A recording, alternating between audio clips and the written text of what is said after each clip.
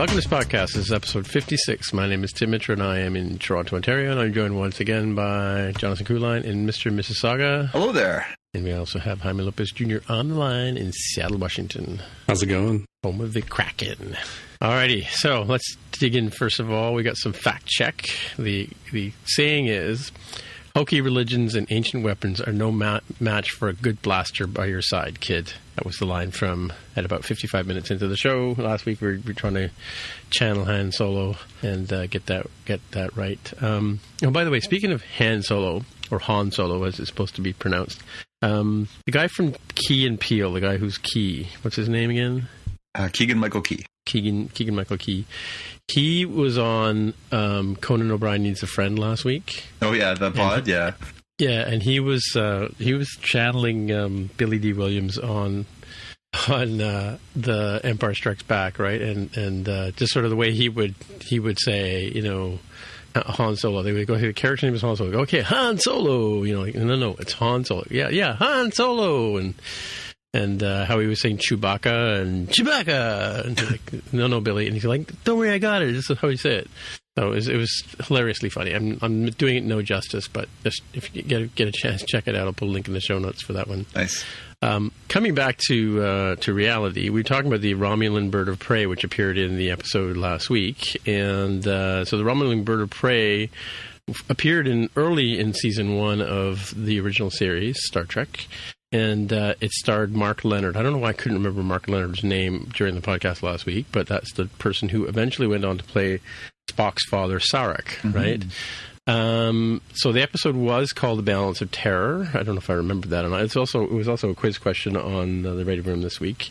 But yeah, it was the first time they'd ever seen any Romulan as Kirk and Mark Leonard. He chases Mark Leonard back into the Romulan neutral zone and basically ends up taking them out because I think they attack a planet and the Enterprise is sent off to chase them back or chase them down or something, right? So yep. A little frontier justice by Captain Kirk and the gang. Yeah, and we'll get back to the Romulan neutral zone in our recap of this week's episode of Star Trek Picard. There's an interesting little note in that. Really? Mm-hmm. Okay, all right. Anyway, we'll dig in some headlines. Jaime's been happily adding headlines this week, so I'll let him take off with the headlines. Yeah, so Netflix has dropped a spoilerific teaser for Stranger Things Season 4. It's really hard to have avoided this. If you were anywhere on the internet, you probably have seen this. But the fun thing I'll say about it, without spoiling, in case some people haven't seen Season 3, is that this has caused fans to say, hey, what if this character is crossing over with the Red Guardian in the Black Widow movie? Mm-hmm. Oh, really? And if you don't understand what that means, good, you haven't been spoiled. If you do, then you get the joke. And you can click on the link in the show notes that we'll have for those of you transporting home. And if you don't want to know, and go catch up on Netflix and see Stranger Things Season 3 and then go see this trailer. So I think we talked about this in past episodes, the sort of the evolution of trailers. Sometimes it's they do 4 or 5 different versions of a trailer. Some of them give away an awful lot of plot. What do you guys think about this?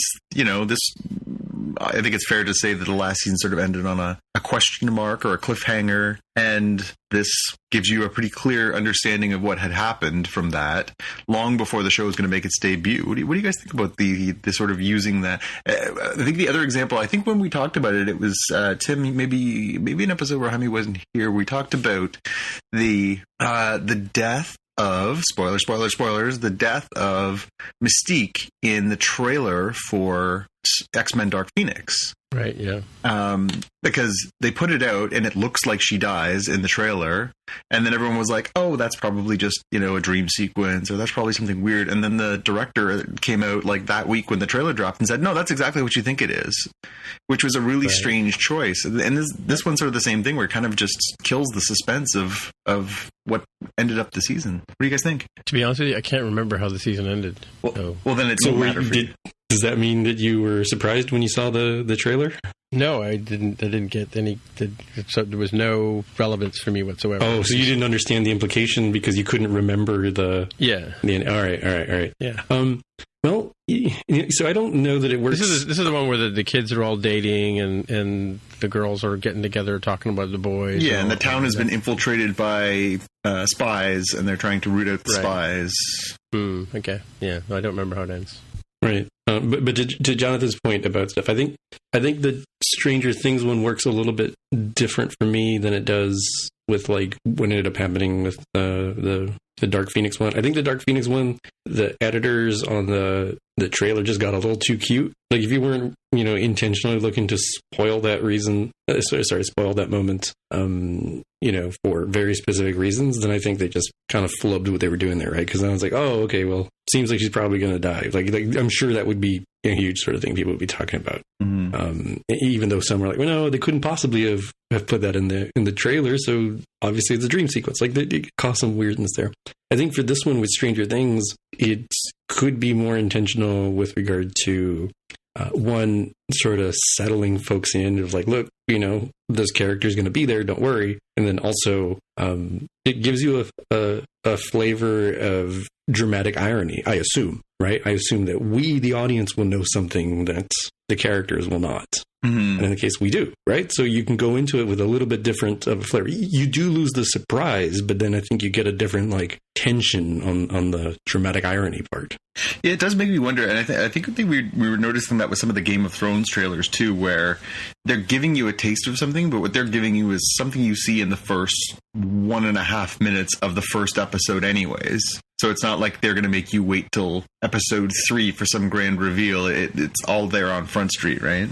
Mm-hmm, mm-hmm. So maybe this is just their way of saying, like, you're going to find this out the second you turn on the first episode in the first 5 minutes. So we may as well just put that out there so that we can, give you some tantalizing reason to come back if you haven't already fallen into this show, which so many people have. All right.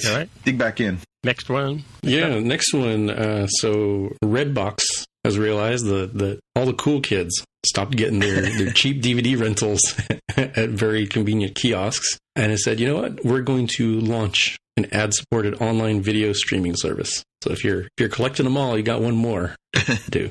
Oh, that Redbox. I was kind of wondering what why it sounded familiar, and granted, this is not a visual medium, but the image that I'm looking at of their interface, if you remove the word Redbox from there, I couldn't tell you what brand that was, because it's from like slightly reddish to, I don't know, violet, I suppose that final color is as a gradient. It's definitely not the very sharp, distinctive red that you would see in the very appropriately named red boxes out in the streets. That's a strange thing. Have they said, is that American only, or?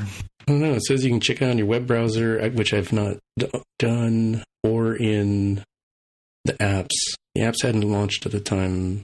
Let me check this out. I can go to the link. I don't know if I can. Do I need a... No, wait. On demand. It's unclear to me how I see the service. Like, it looks like they have... Like, it looks like it took me to the normal Redbox site. Like, if I wanted to reserve a copy of something and make sure that it's going to be at the local kiosk. But I'm not sure.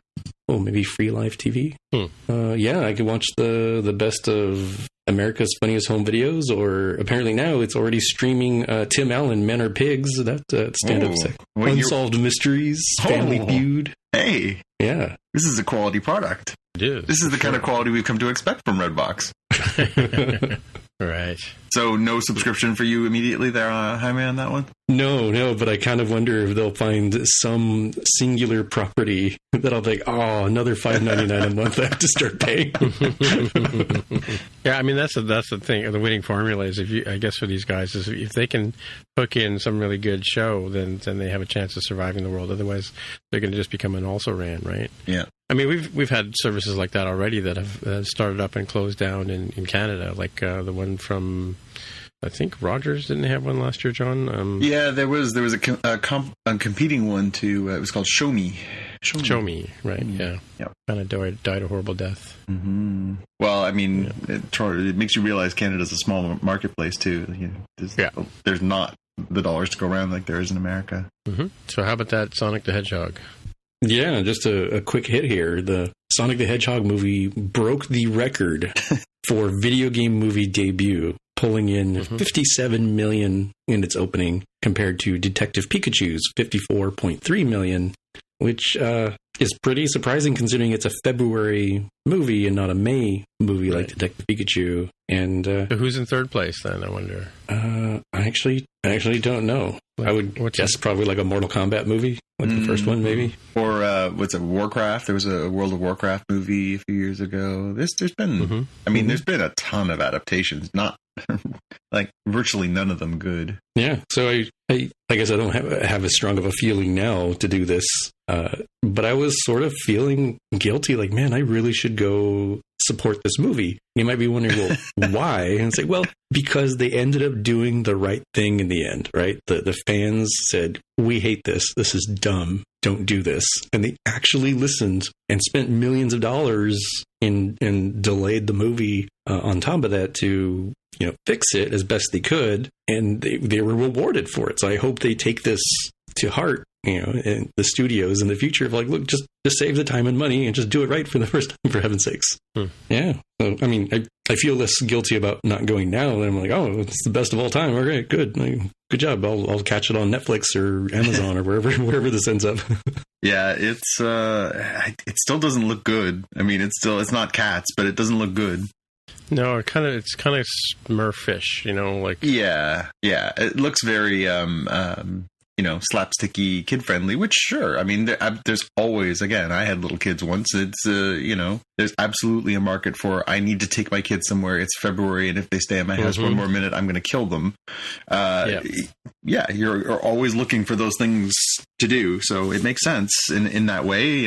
February can be a little nasty. You're just like, hey, let's go to the movies. Yeah. Well, Sonic the Hedgehog was my gateway drug too, right? I mean, when it came to video games, because that's how I first got into PlayStation and Genesis and stuff like that, right? Oh, it was Genesis for you guys? I thought the Americas were the only ones that had Mega Drive. Sorry, that Mega Drive named as Genesis. No, we had Genesis too. Yeah. Okay. It was Master System before that, and Jonathan's friend Andrew went to England and brought back a copy of Sonic on Master System, which is still my favorite version of it, by the way. But yeah, still have it in my collection. A nice rare treat, that one, the old Sega Master System Sonic game. I even had the Nomad, Sega Nomad, and I took that to Vancouver with me. So I think I have a copy of Sonic the Hedgehog in one of my DVD cases here, as a matter of fact. Nice. Not that it came out, the cartridge, right? But anyway, I'm looking at Flickster, which lists off the top-selling movies of last week. So top box office was Sonic, followed by Birds of Prey, and the fantabulous unnamed, or incorrectly named movie. Fantasy Island came in third, surprisingly, with 10. Like, the Rotten Tomatoes score is like 10% and 47% from the fans. Yeah. Followed by Photograph, Bad Boys for Life in 1917, and Parasite, right? So, I saw Parasite. I saw Parasite's getting an IMAX re-release. Is it really? Yeah, they're going to do a digital remaster. I just caught that before we came on, and I thought that's a strange choice, but I guess it's so popular now that people want to see it at the widest possible screen. I mean, it's really well done. I mean, like visually well done, as well as being a good movie. I mean, like, it's unique because the plot is not like anything you've seen before, right, Jaime? It's quirky and funny, and it's timely, I'm not giving too much away. I think it's actually in one of the trailers where the two kids in the family, that are trying to find a cell signal that they can bum off the neighbors, and they have this raised toilet that it's up on a platform, and they get the best signal sitting beside the toilet in the bathroom, kind of thing. And they're walking around their basement apartment, and they're kind of holding their phones up, trying to get a line, trying to get some bars, right? So, and that's, very timely sort of, statement. I mean, like, I was looking at that scene thinking, in 10 or 15 years, it's not going to mean anything to people, right? It's kind of like dialing an old rotary phone. Yeah. But, it's funny in that way, right? So, and just, it's a bit of a movie about class differences too, right? And it's very obviously, like, it's very stark, the difference in class between the two families in the story, right? So anyway, moving on. Let's move on. Yeah, we got something amazing for you. We got amazing, the first trailer for Amazing Stories, the Apple TV Plus show from the production studio for Steven Spielberg. I'm not. He was on the stage when they rolled out Apple TV, right? Apple TV Plus. Like he was there. Yeah, I think he was, and I think they had talked about the fact that they were going to do this, and right now it's closer to reality since they actually have the trailer for 5 episodes, and this is based on the 1985 series, which I'm not terribly familiar with. I've seen like Tales from the Dark Side and The Outer Limits and a whole bunch of other stuff that had originated in the 80s or had 80s revivals. Do either of you have more context? Well, I was going to say it sounds familiar. I was going to say, is this the Amazing Stories from before? But was that also Steven Spielberg, Jonathan? Do you remember? It was, yeah. Oh, okay. And it was an anthology like many of those other shows. And I don't think I can honestly say I watched all of them. Again, I was pretty young at the time. But there was certainly standout episodes. I remember quite vividly it being, like talked about TV even in its era. Because they were bringing big name people like Steven Spielberg to television, which for now, in the era we live in now, that's not an uncommon practice. But, in the 1980s, that was, there was a huge divide between those who worked in the cinema and those who worked on the trash that was TV. Yeah. Nowadays, Meryl Streep was just on a television program on HBO last year, like what? Yeah. Yeah. So. It's almost a product of a different era. I do wonder what the appeal is in this circumstance. That was sort of the sales was like, what if you take the smartest, most creative people in Hollywood and let them do a half-hour TV show? That was a huge hook. It kind of predated X-Files too in that sort of sense, right? Like the campiness sense. And it was sort of a Twilight Zone because we were starved for Twilight Zone for a while there too, right? So they even tried to bring that back, and they had a Twilight Zone movie and all that stuff. Yeah, you're looking forward to it. Did you watch it, Jaime? Did you watch the trailer? What did it say to you? It said to me something like those anthology shows, like a Black Mirror, like a Tales from the Dark Side. But it's not the best example to use those because those tended to be more sci-fi and horror specifically. This didn't seem like it would be purely that. It seemed like there was other stuff that was a little bit more sort of general family friendly and uplifting sort of stuff. Amazing in some way that doesn't involve, body horror or something. So it seems interesting, and it does seem like a brand that would fit a little bit better with Apple TV Plus than say, Black Mirror, where like the first pig prime minister episode. No, definitely not a good fit for Apple TV Plus. Yeah. No, it wasn't that. It was, but there was again, I remember very vividly some of the episodes being, like really, really impressive at the time. Again, like it wasn't just Spielberg. It was, Martin Scorsese. It was Joe Dante. It was like Irving Kershner, like big name, famous, actors, Hollywood people doing these shows. And yeah, like it was like a thing you had to tune in. Robert Zemeckis, like in the same era where he was making Back to the Future, like, this was a big deal. I don't know if that's the kind of tenor that their talent they've got behind this one. Brad Bird, like before Iron Giant, I don't know what they could do to replicate that kind of, oh my goodness, I can't believe that person's doing that thing kind of impact that it had culturally, though. Cool. All right, next. We are closer to an Iron Man reality, as given by this really cool video of Jetman Dubai, where one of their pilots is the first ever to combine hovering safely at limited altitude and flying acrobatics at high altitude in the same flight. What does that mean? He's wearing like a flying wing with a jetpack.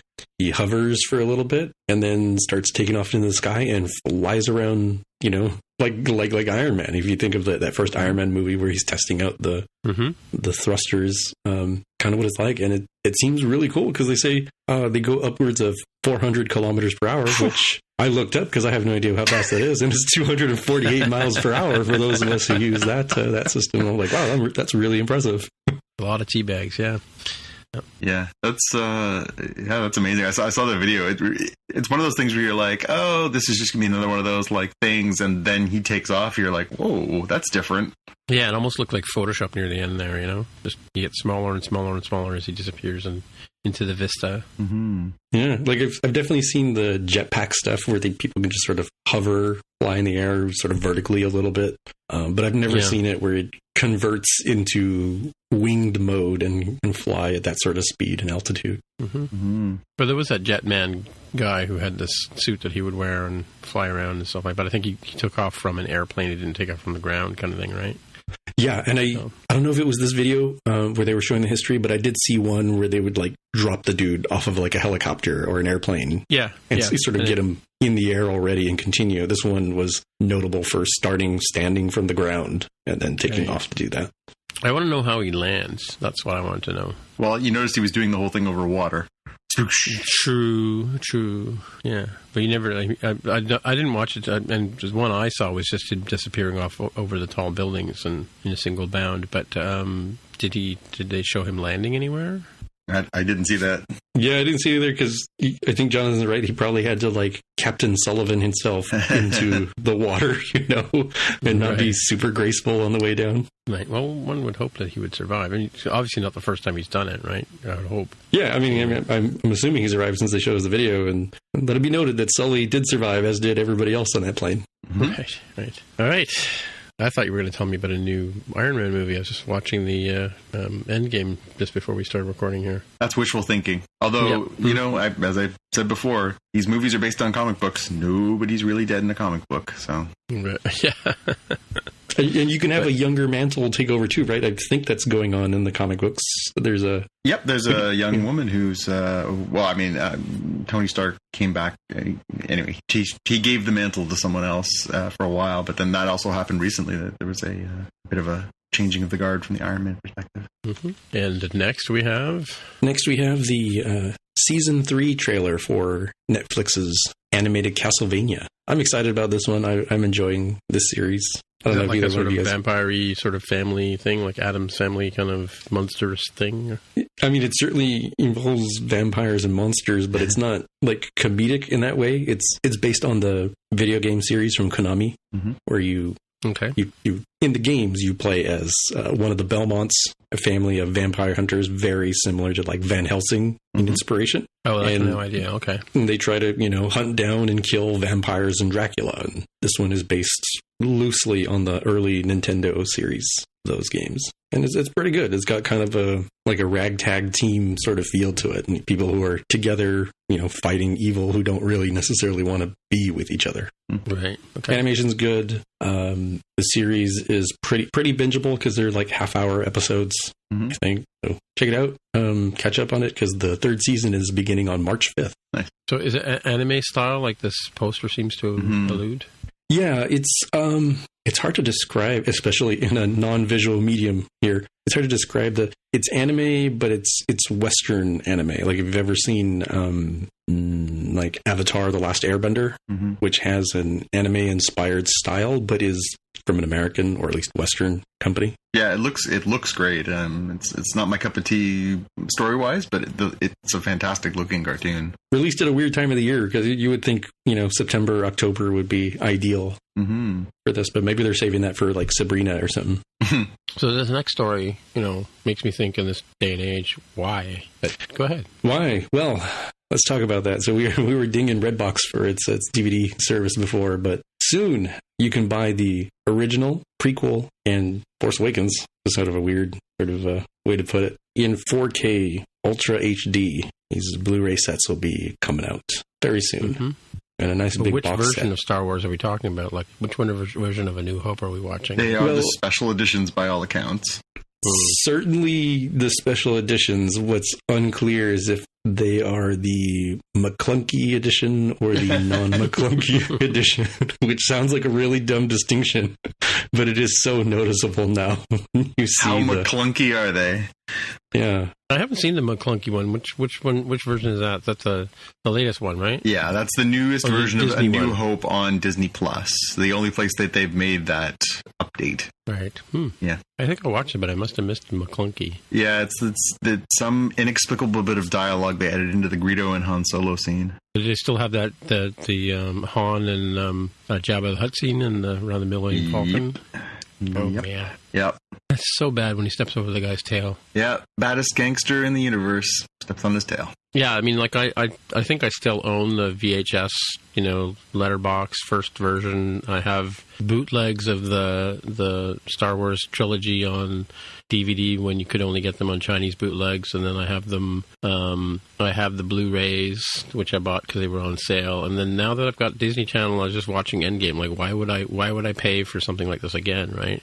I guess it's a question of permanence, right? Like if you decided that down the road Disney Plus didn't fit into your budget lifestyle or otherwise, this is something that's physical, and it comes back to the fundamental argument over, do you want to own the physical copy of something? But do I want to own all 9 of these movies? That's the question. Well, it does say further down in that article, they've added an addendum saying they're going to put them out individually. So if you chose to have a 4K version of a particular film, there already is a 4K version of Last Jedi. Right. Okay. Yeah. I've seen that in the store. The other 2 movies in the most recent trilogy, I don't think are available. I don't think the most recent one's available at all, but those aren't available in 4K, and none of the previous ones have been released in 4K. So they're putting out a 9 movie set with all kinds of bonus features and everything else. Plus, you get digital copies of the movies on and an exclusive letter from Mark Hamill. Is that right? Yeah. 27 discs, apparently. Is that right? 9 movie Star Wars Skywalker collection. Sorry, let's say one complete set for the first time ever. Well, because they just finished the third part of a third trilogy, and it comes in a nice, dark Death Star box, and it says the Skywalker Saga on the side of it. So. Mm-hmm. Yeah, there's a note right at the bottom of the page that says the story's been updated to note that Star Wars: The Last Jedi wasn't included in this announcement because it previously included one, but it will be in the box set. And the story also has been updated to note that each of the 8 Star Wars titles will be available to purchase individually. So, should you decide that you really don't need to, have a 4K version of, I don't know, say Attack of the Clones, you could choose not to own that. Yeah, you can also get digital version as well. Digital and physical versions will have to suffice, it says here. The digital version also includes the Maestro finale. Composer John Williams reflects on his body of work on the Star Wars saga. Mm-hmm. Nice. Navy SEALs. Ooh, shiny. Alrighty. Oh, I guess I'm up now. So I said something last week, and I still maintain it's true. So I went and I was looking around today for the difference between Glaswegian and Edinburgh accents, which are the different opposite sides of Scotland, where there's quite a difference in accents. And I've known, my parents or my mother was from Glasgow. She doesn't sound like she sounds English or Scottish, but she doesn't sound like she's from Glasgow, because there's a different sort of accent as well. There's a really thick Glaswegian accent. She went to school in Edinburgh. I don't know if that made a difference.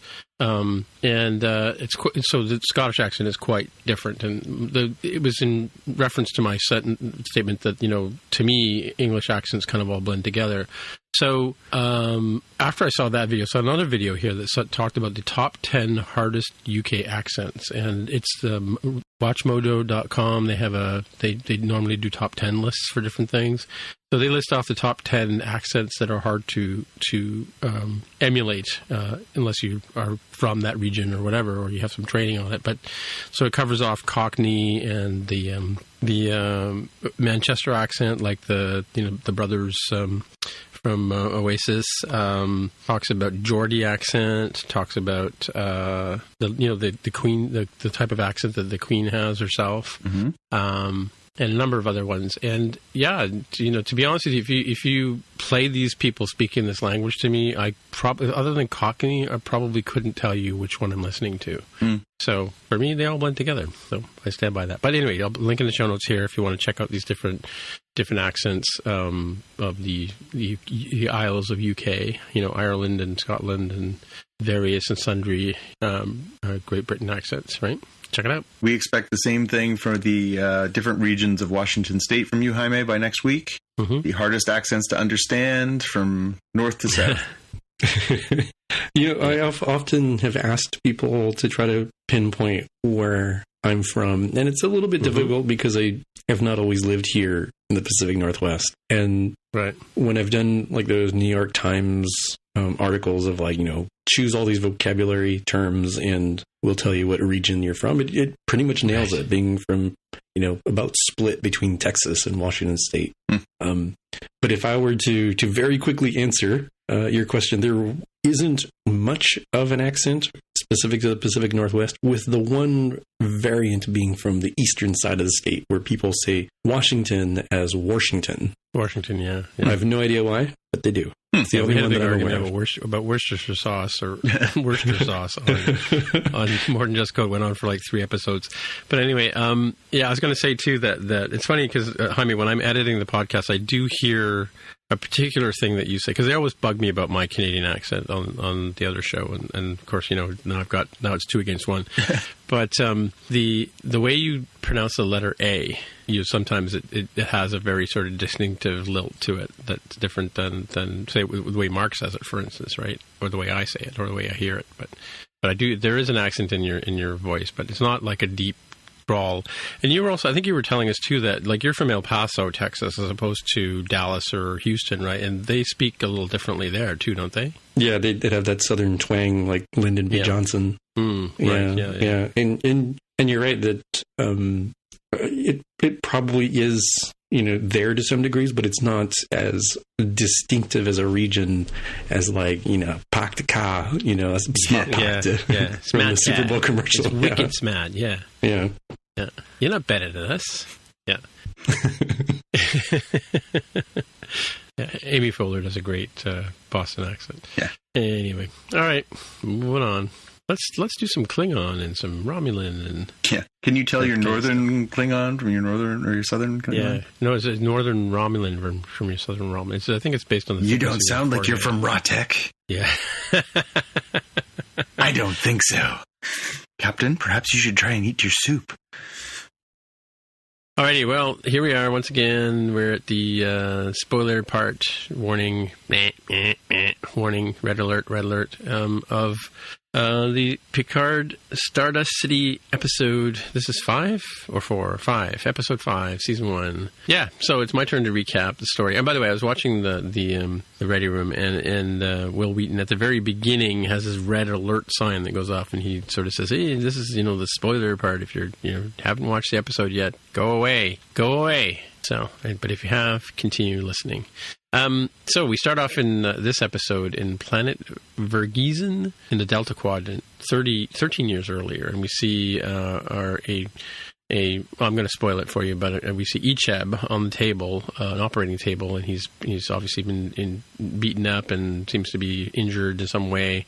And the surgeon comes along and starts, removing his eye socket, his Borg eye implant, obviously without anesthetic, because Icheb is not pleased about the operation as it's going. And the doctor says to him, "Where's your cortical node? Where's your cortical node?" And then she's about to drill into his forehead to find it. She hears a noise and she looks up and she says, "Bejazel," which will become important in a few minutes. So that's what the doctor says. And it turns out it isn't Bejazel. It's actually 7 of 9 who comes in, guns blazing, kills the doctor and runs over to rescue Icheb and says, "I'm going to evacuate you from here." And he pleads with her not to evacuate her.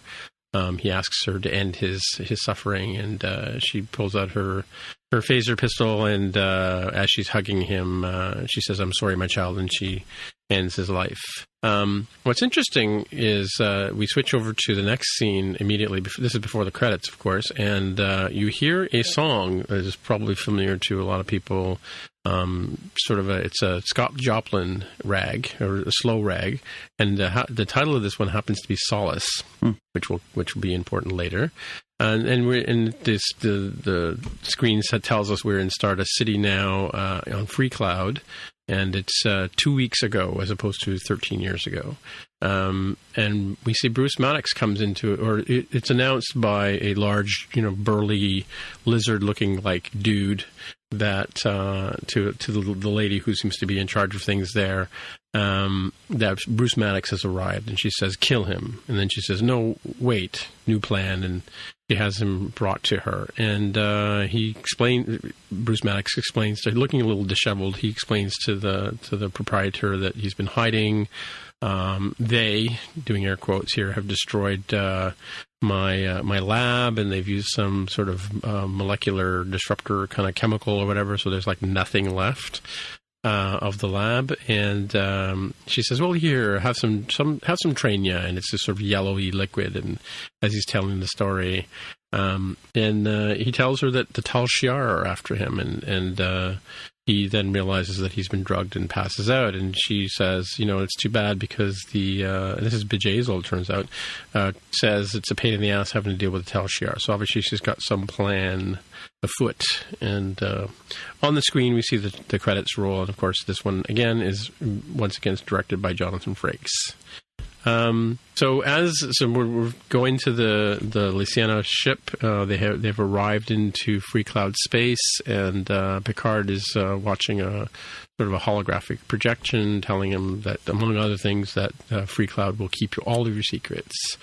And he's in his holographic study that they've set up for him on the ship. And Seven comes in, and Seven of Nine comes in, and he offers a drink, and tea, coffee, orange juice, chocolate milk, and she says no, bourbon straight up.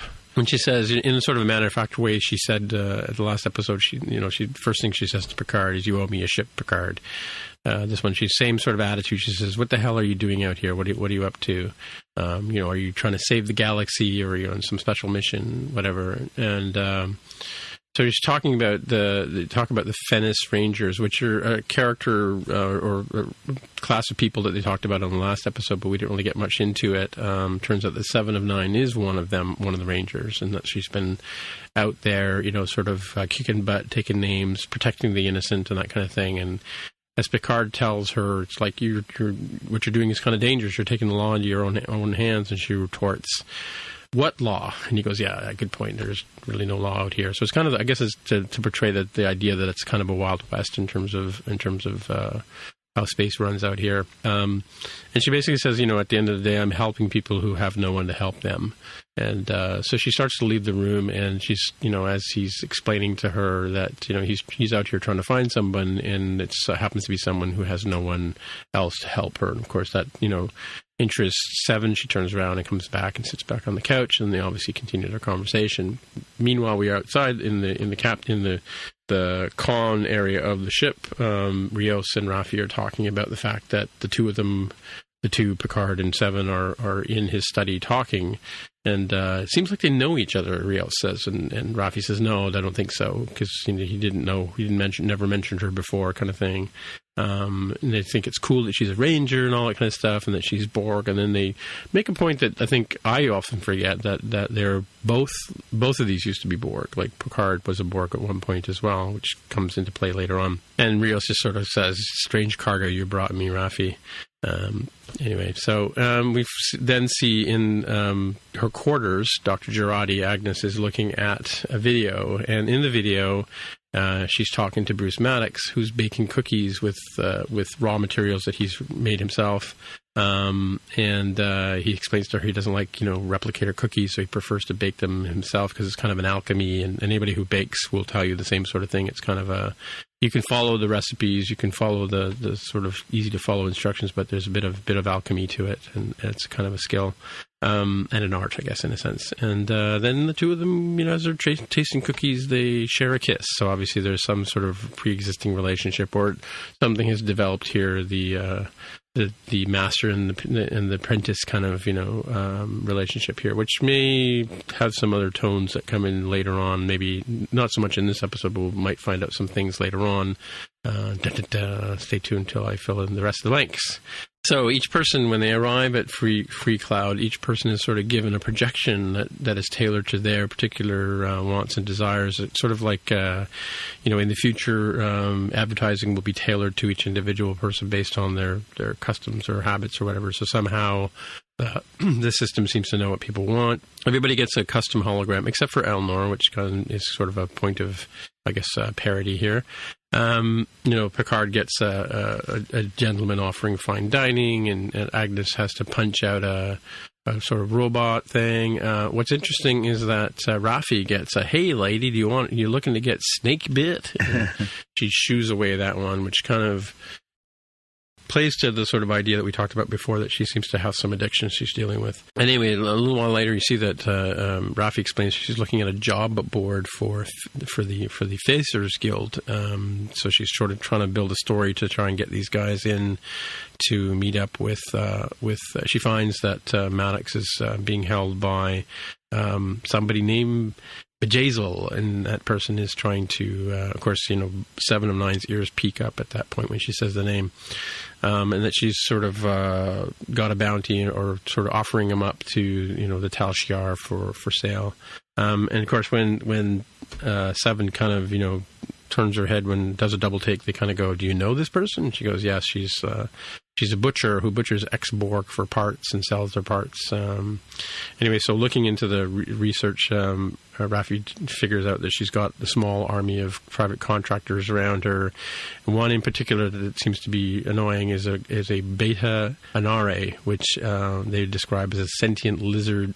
A reptiloid, yeah. Reptiloid, and this turns out to be the big burly guy that we met in the beginning of the story here. And they're like, "Well, it's too bad we can't offer her something." And Seven says, "Well, I'll offer her to trade me for your bounty as an offer." So there's a bit of a flashback. There's flashing between here and the surface as they start to expound on the story. They're in the study, sort of getting their story ready and beaming down. I just noticed that when Rios beams down with a big orange hat and a purple coat, and he's dressed what we would call a pimp, he's all pimped out. But as he beams down, I don't know if you saw one of the signs on the things. One of them said Quark's Bar, which is a sort of shout out. I don't know if this is Quark's Bar they're going to or whatever, but story that Raffi has built up for him. She's made him out to be a famous facer, but not so famous. And Picard, she's got dressed as a sort of a French villain type with an eye patch and very sinister. I had written that one down in my notes as Captain Frenchy McEyepatch. Frenchie McEyepatch. Well, and just a comment on, I hadn't put it in my notes here, but a comment on his French acting. I thought he was a little over the top. Not the actor, but I mean the Picard's portrayal of this French person was a little over the top. Yeah. Anyway, so he beams down to the bar, and he's sent down to look for Mr. Vup, who turns out to be the Beta Anare, which we talked about. He goes over and orders a drink, and he asks for 2 umbrellas and his drink. And then we flash back to the study here. Previously, Agnes had injected him in the neck with some beta blockers, which will turn out, because they're told that the Beta Anare can smell lies. So this is going to inject him with some pheromones and other things that will sort of mask the fact that he's lying. When the Beta Anare gets too close, and they said it'll kick in just about the time you get down to the planet. So as he meets Mr. Vup, he says, your credentials seem to be in order, and drops a name saying Mr. Quark of Ferenginar was pleased with the work you did for him in the past. So I guess Quark has some clout on this planet wherever they are. And he explains to him that he's not here on behalf, Rios explains that he's not here on behalf of the Tal Shiar. He's here on another interested party. And of course, Mr. Vup pulls a disruptor on him and points it right at his face, says, "I'm not a fan of surprises, and I have 12,053 olfactory sensors. I can smell a lie." And of course, at that point in time, the beta blockers kick in, and he reads it as truthful. And the fact that he, you smell truthful, and you must have had some smoked meat for breakfast, which must mean bacon, I would think, right? Anyway, so he shows him a hologram of what he's got to offer, and he shows a projection of a Bork body with a whole bunch of implants, and they're the sort of thing. Those implants, like that many implants in a single person still functioning, it seems to be impossible. This is certainly a great bounty. Meanwhile, you flash back to the ship, and they're talking about preparing the stories, and Elnor finally perks up and says, "Hey, you guys seem to be pretending to be somebody else, and how come I don't have a story?" And he tries to fake a story, and they just don't buy it. And he says, "It's hard not to be not Elnor." And then Picard says, "Well, then be Elnor, but don't speak." And then Seventh of the Ninth says, "Don't speak."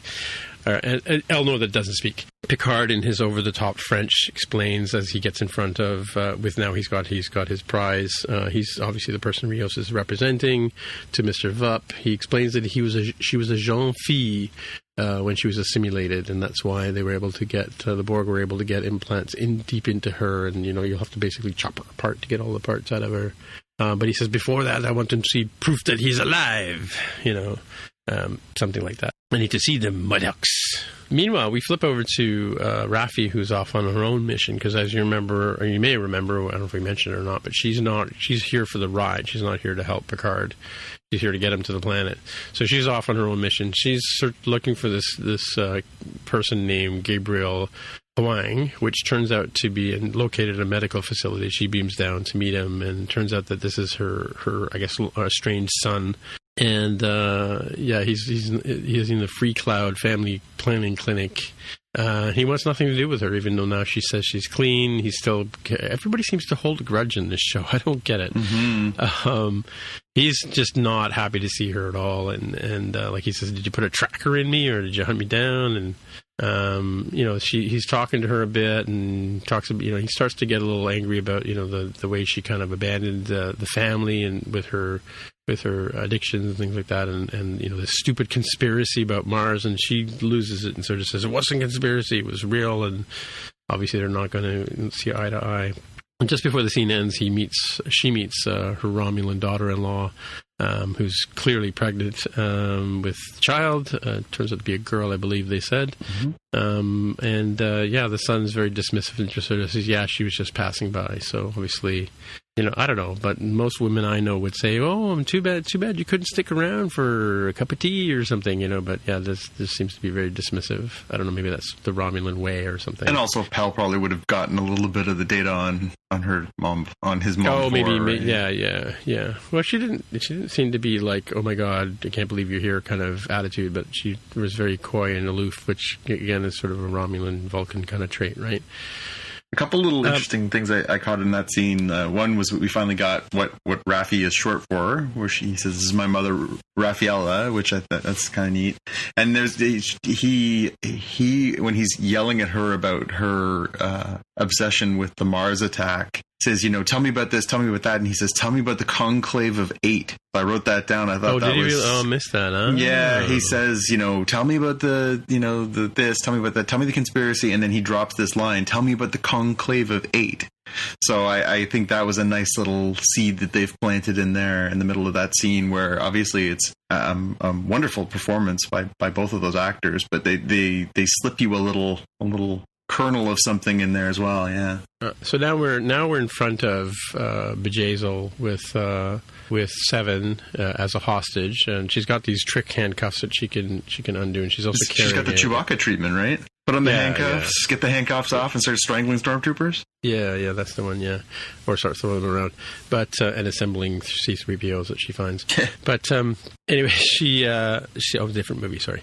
So she's Seven and Jay, as Jay calls her, obviously seem to know each other. Dun, dun, dun. There's a surprise, right? So they know each other, and Jay says, I had hoped it was you, and I guess when she saw the scan or whatever, and she refers to her as Annika, which, of course, Picard goes, "What? How do you know her real name? Have you seen The Next Generation? What's going on here?" Voyager. Was she on Voyager? Yeah, she was Voyager. Oh, really? Yeah. Okay, that's why they kept saying she was from the Delta Quadrant. I don't know why. Like, why did I get I always got the impression they knew each other. No. There's a very quick. There's a really nice job by the writers of this episode to give you lots of data download without forcing it down your throat. But when the conversation earlier in the episode with Rios, when he's talking and he's talking with Raffi, Seven and Carter in the study, and he says, don't forget that they both used to be Borg, and you're like, okay, got that. And then they also check mark that one. Do they know each other? And like, not as far as I know. Raffi says, not as far as I know. Each other. Well, but if they were Borg, they know each other, right? They never really make that clear. They say that they were both but they would have been part of the collective, right? So everybody in the collective knows each other. Yes, I think it's a collective. It's a hive mind. Yeah. No, you're right. I was just trying to think of the timing in my head, but I think you're absolutely right. No, because you're right. Because I kind of just naturally thought they knew each other, right? Maybe like, because you know how Captain Janeway knows Picard too, but that's only because there was like a second in First Contact or something like that where she's talking to him on the comm, right? Yeah. After she's come back to the Alpha Quadrant, right? Anywho, okay, I kind of missed that. I forgot. So Hugh was he on Next Generation? Hugh was on TNG, yeah. Hugh was one of the first humanized Borgs. Okay, right. Okay, so, yeah. And she was obviously Borgified when she was a young child, which we knew because she didn't know her family and all that kind of stuff, right? Mm-hmm. Okay, so she was from Voyager. Okay, that explains a lot. All right. Anyway, I'm trying to remember here now when the guns get drawn, because the guns get drawn. I think once the ruse is up, everybody pulls out a gun, Vup pulls out a gun, and the two ladies that are her bodyguards pull out their guns. We flash back to the ship, and Agnes is kind of freaking out because she's on the ship by herself, and she's trying to not panic, and because she hasn't heard anything from these guys for a while, and the emergency medical hologram pops up and says, for the first time in this episode, what is the nature of your psychotic emergency? And, she babbles on and on with him, and she eventually just says, sort of says, deactivate EMH, and he disappears. And then Rios calls her and says, we might have to abort. Things aren't going too well down here. Just, I'll ping you when I get a chance to turn on. Oh, I forgot to mention that Seven is carrying a pattern enhancer, right, for the transporter, so that they can basically create a VPN tunnel through the force fields or whatever, and beam these guys out. Anyway, in the conversation with Jay or BJ, Annika sort of says, she actually says later on that he was like a son to me, but she kind of says to Annika that he was very important to him, and she was not very pleased with what happened, how that went down.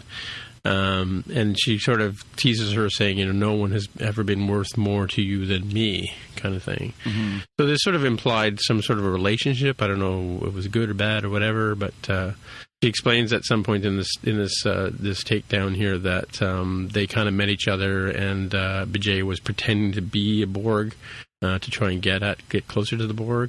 And, I think they say that she's part of the Rangers. I think they say Seven explains that when the rescues of the Romulans ended and the Federation left, and this is where it ties into what we talked about at the beginning of our pod tonight, was she says the neutral zone fell. There is no more neutral zone, right? And okay. She says all of that has basically come crumbling down. She said a bunch of us basically took it upon ourselves to try and keep order. Yeah. And then she explains sort of what happened with Icheb and the relationship, right? Yeah.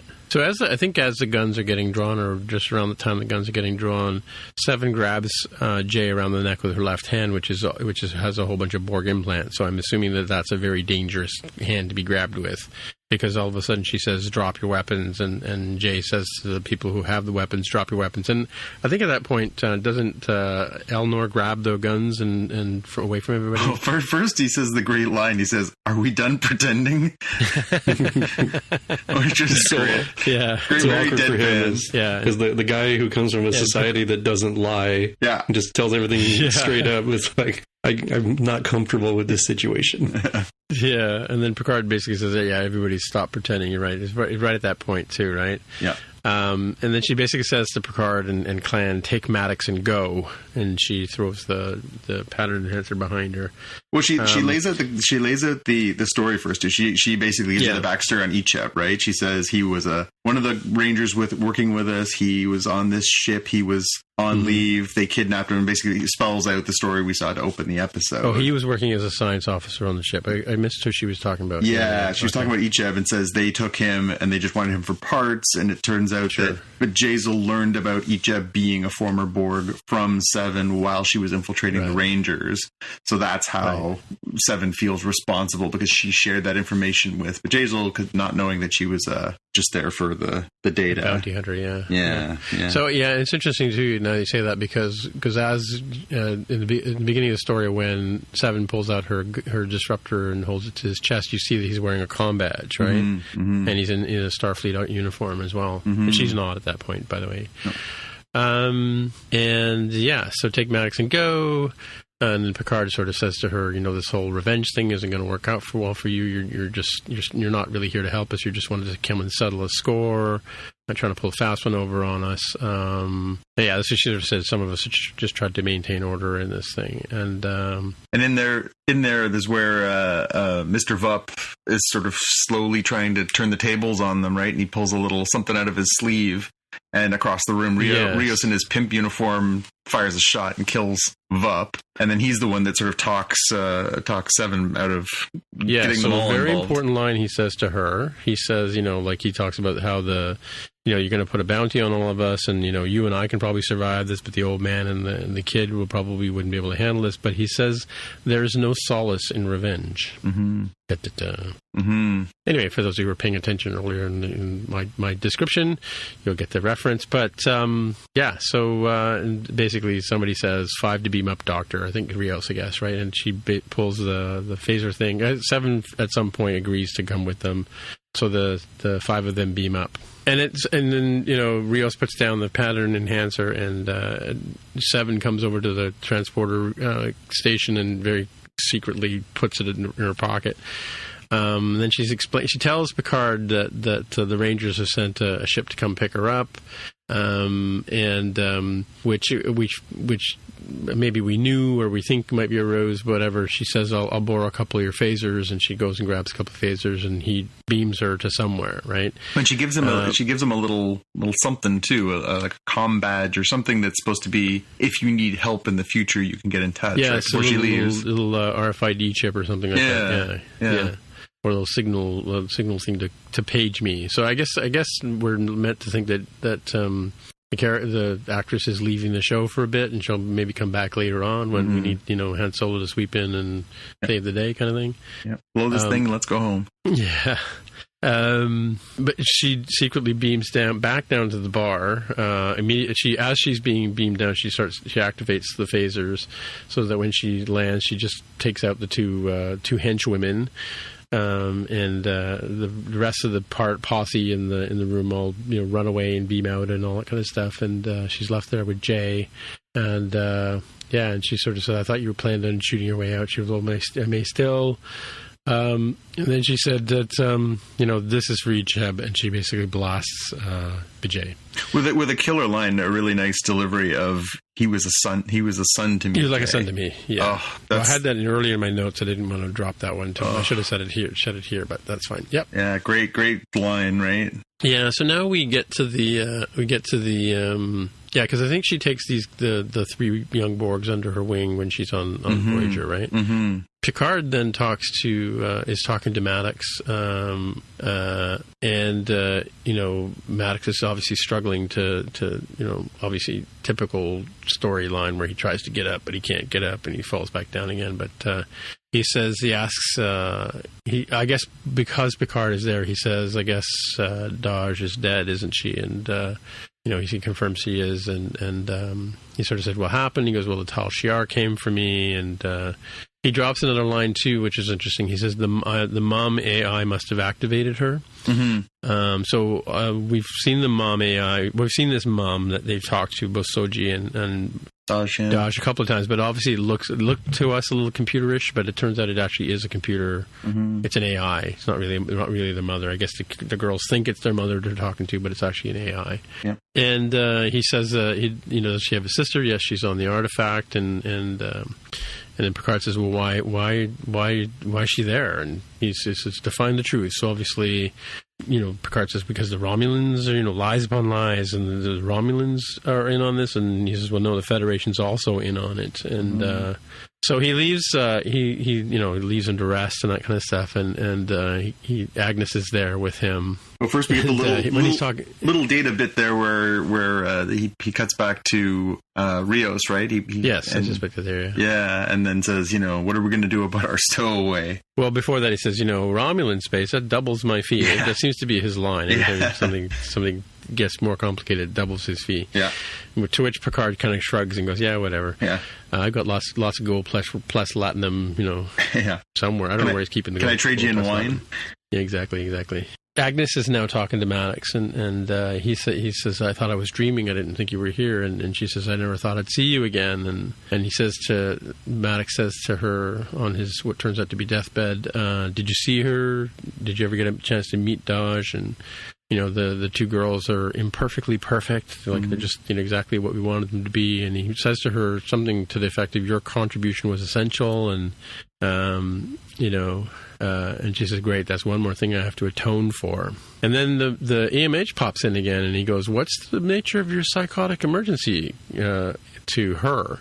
And then as he realizes that she's punching the buttons to turn off life support or whatever it is that she's doing to Maddox, and she says to him, she dismisses the EMH, and she says, I wish you knew what I know, and I wish you didn't know. I wish I didn't know what I know, and I wish they hadn't shown me. And at which point Maddox dies, and the episode ends. So we're going to have to find out, why would Agnes come all this way to kill him? What is it that what kind of hold did he have on her? Is this another Me Too kind of thing, or what's going on, Well, it was the line for me I thought was interesting.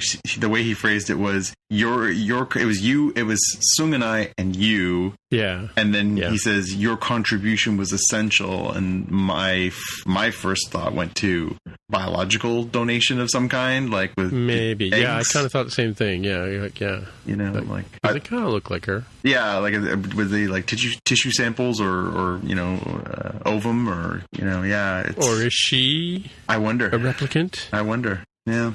Yeah.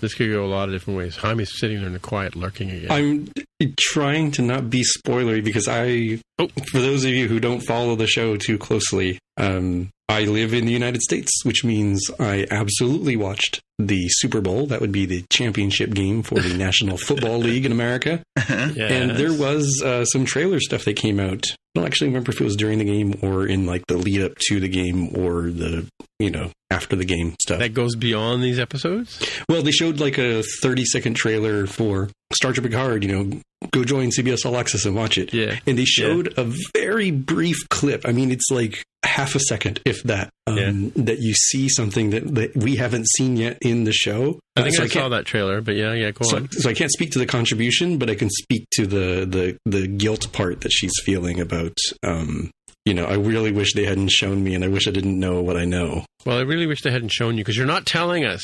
I mean, do you guys want me to? I can tell. So yeah, I'm pretty sure I saw. I think I might have seen the commercial because I kind of like whenever I see another trailer thing, sometimes I don't want to spoil it myself, so I don't actually look at it. But now I'm curious. Now you got me curious, because you're right. There are some scenes that we haven't seen yet, right? Like I think everything that was in the original trailer so far we've seen. Like the scene with Seven walking down and firing two phasers in both hands. That was in tonight's episode, So I don't think there's anything we haven't seen in the original trailer. But yeah, so go ahead, tell us what you saw. So this is the one that I saw and where I was pretty suspicious of Dr. Girardi for since the Super Bowl, and certainly in this episode before bad things happened. Because they show us a little bit more of what happened between Dr. Girardi and Commodore really? O. Mm-hmm. Oh, Commodore O, okay. Back on Okinawa at the Daystrom Institute, or I guess the park or something that she was at nearby. Yeah. That it appears from, again, the very half second we saw that maybe there was a mind meld that happened to show hey, here's what we know. Check out this cool thing that we know. Really? This dark secret. And that's why Girardi's completely messed up, and she says, right, this is something I have to atone for, right? Like, I have to atone for killing you right now, and I also have to atone for my contribution to the creation of these terrible creatures. And we don't know why they're terrible. I mean, we've seen hints from like the Ramda parts and everything, but there's still more secret to be unraveled here. Well, there's the whole Bourne aspect to these guys, right? Yeah, that they have this and the Manchurian Candidate kind of thingy. Interesting. Well, I'll let you guys talk about this now that I've done all the talking. Well, I think the one that had me just busting out laughing, and it was so appropriate, was my future costume for, someday in the future when I visit Paris and go around France, and saying that this is a war crime. As I have a freaking beret. Why did he say that? He didn't say that line, but Captain Frenchy McEye Patch. Yeah. Jean-Luc Picard, who is the very strong British accent, but speaks French and has a chateau in France. Leaned really heavily into the absurd. Every stereotype. Yeah. That was a very enjoyable, lighthearted part for what's a pretty dark episode. And all things being equal, like, he took a real backseat in this episode, right? Patrick Stewart. Yeah. I mean, he's well, do you know there was no scene on the artifact this time? No, there wasn't. You're right. It was. Yeah. I mean, it's good. I don't think it would have done any service to this episode if they'd taken it away. Right. Yeah. Yeah. There was lots of little Easter eggs through this one too. Did you guys catch all the fun stuff? I mean, you mentioned the quark. They mentioned at one point.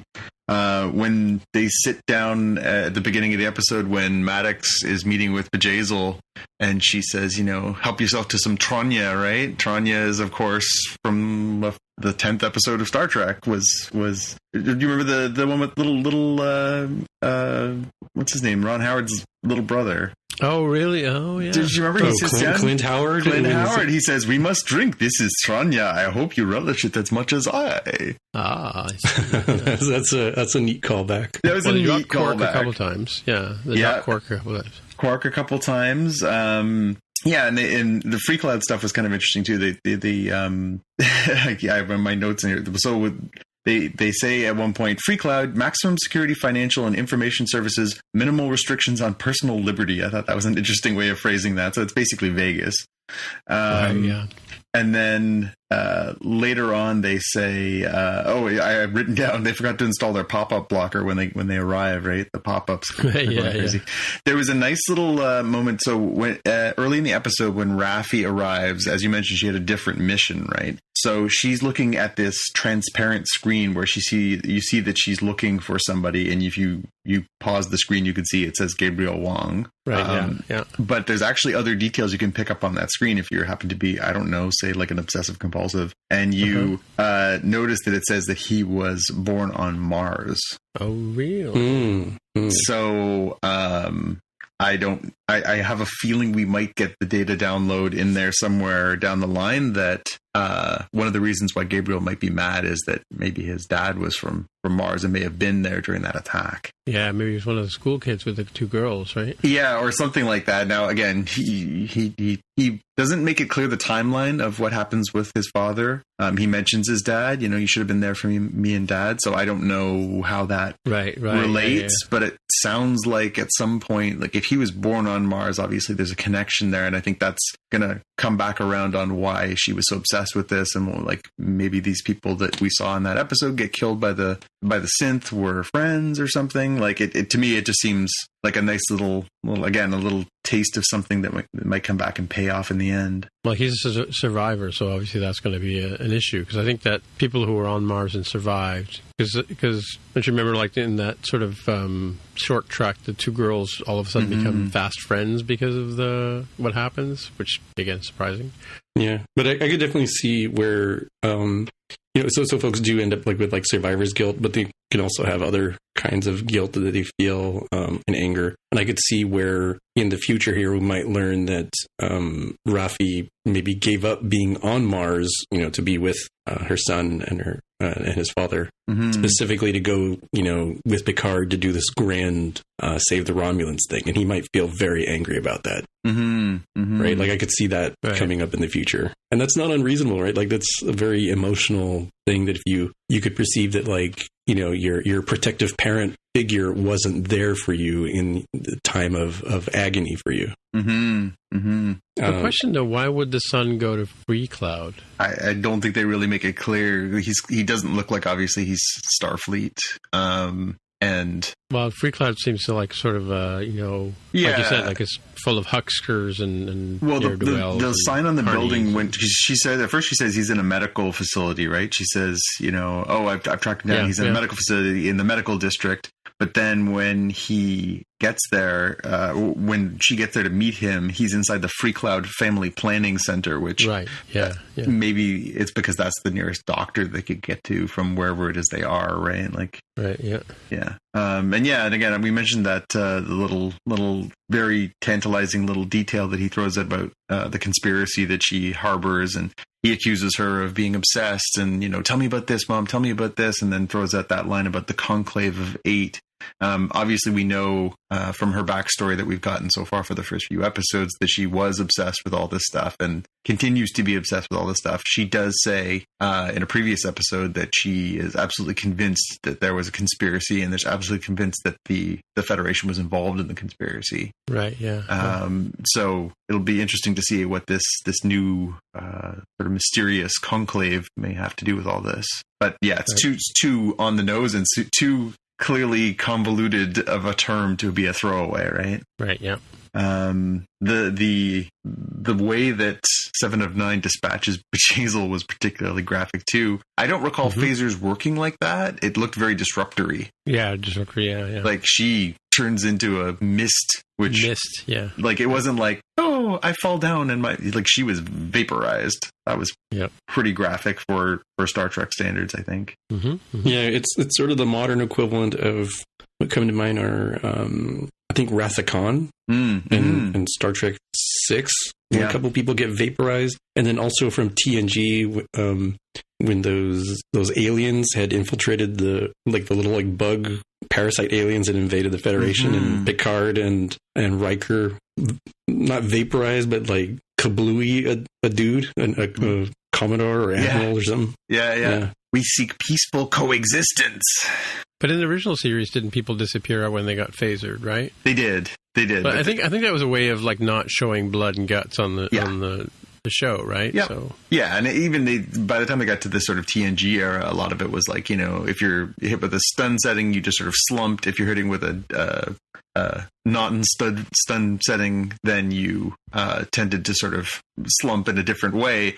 But like the Federation weapons weren't disintegrators, right? They were it's basically like neurological damage that kills you, not necessarily death by fire. The other one that sort of popped into my mind during that particular death, because she seemed like she died screaming, was the episode where the Collector steals Data, right? And he has the rare disruptor that is supposed to be the most excruciating death of all types of disintegrator weapons, and they banned it because when in that episode the guy kills his, I think, wife or partner, and she dies screaming. And this one, when Seven sort of says, that's it for you, and vaporizes, it just, she sort of goes up in a puff of smoke, and it looked like a lot of fun. Then did she look like if they recast TNG, she would clearly play Counselor Troy? Yeah. I had in my notes, I wonder if she was supposed to be a Betazoid. So I come back to a couple questions. So did you notice Icheb's bridge of his nose, like when they showed the profile of him on the table? Did you realize did you think it was Icheb at the time, or the same race? No, it wasn't immediately, like within 20 seconds into the scene, I think it was a little closer. I took a look to try and confirm it, and I was sort of right in my suspicion, because at the time I thought, that doesn't really look like Icheb. Now, again, it's been 20 years, so fair enough. But turns out it was not the original actor. So that is obviously, you can put a person in makeup, but then, obviously they're ripping his eyeball out. He's supposed to be covered in blood and everything else. But the original actor's name was Manu Intiraymi.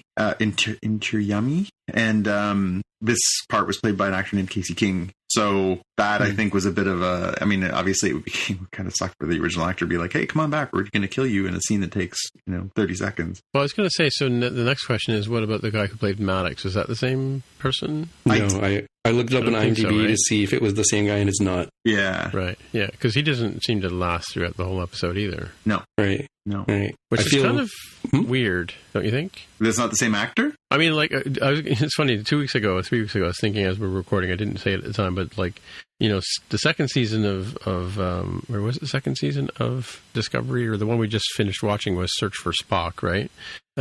This is like Search for Spock again, but now we're searching for Maddox, or I guess we're searching for Soji, but it seems kind of anticlimactic that they find this guy, they have like a couple of words with him, and then he's basically written off the show, right? So yeah, I mean, I think he was almost the red herring or the MacGuffin of it too, right? I think it was supposed to be like, I thought it was particularly telling, and I actually did sort of tweak. I know you guys are gonna bust me about it, but I did kind of tweak that Agnes was acting weird throughout the whole thing, and I thought, well, maybe she is going to do this something. Whole episode or the whole show? No, just this episode. I thought when she had that first panic attack, I was like, yeah, the psychotic episode. Yeah, exactly. Yeah, I thought like maybe there's more here than meets the eye, and then as they built that tension towards that, and like even from the first time they showed that hollow, I was like, that is interesting. I wonder how this is going to pay off, and sort of have my ears up about that. But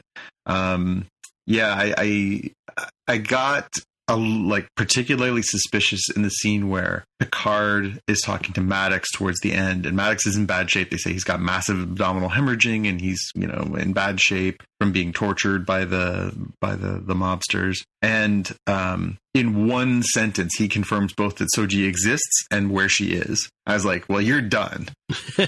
You're done. Hey, put a red shirt on him. Like, the second that you give them everything they need in one sentence, you are not making it out of this episode. There was no way he was going to live past that moment. I'm like, dude, that is too much plot exposition in one spot. You are done.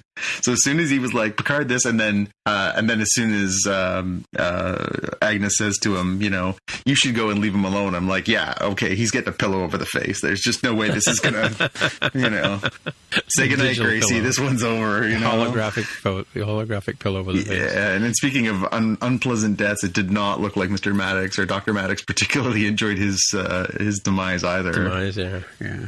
But yeah, like a really interesting episode. As you say, it really focused on this mission. Again, I've liked this. What about the Hippocratic Oath? That's what I want to know. She's not a medical doctor. Oh, so she's okay. It's okay for her to kill people? Well, it's not okay for her to kill people, but she doesn't have the do no harm, right? Right. Yeah, I did think. I really remember that about Mark, eh? Hyman? Yeah, I was thinking the same thing. It's like, oh man, we're gonna dig so hard at Mark. It's like, so Mark, you don't have a specific ethical oath not to hurt people, huh? I did think it was a good storytelling method, and they did this last episode. I think we made a note of it last week. Where they did that sort of unveil of two pieces of things happening over time. So last episode, it was the one where we were getting the information about Soji being the destroyer as it was playing out on the opposite side of the galaxy with Picard and that.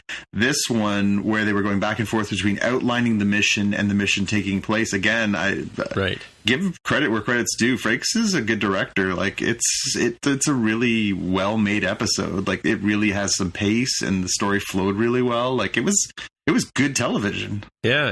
I mean, I like that too, because she kind of, they do that sort of Ocean's 11 thing where they're explaining what they're going to do and they're doing it, and then they're going to explain some more what they're going to do and they're doing. Whereas, I can't remember if they did that in Ocean's 11 or if that's a sort of vehicle, but same sort of storytelling. Where it's the heist movie, right? It's the no, you're right.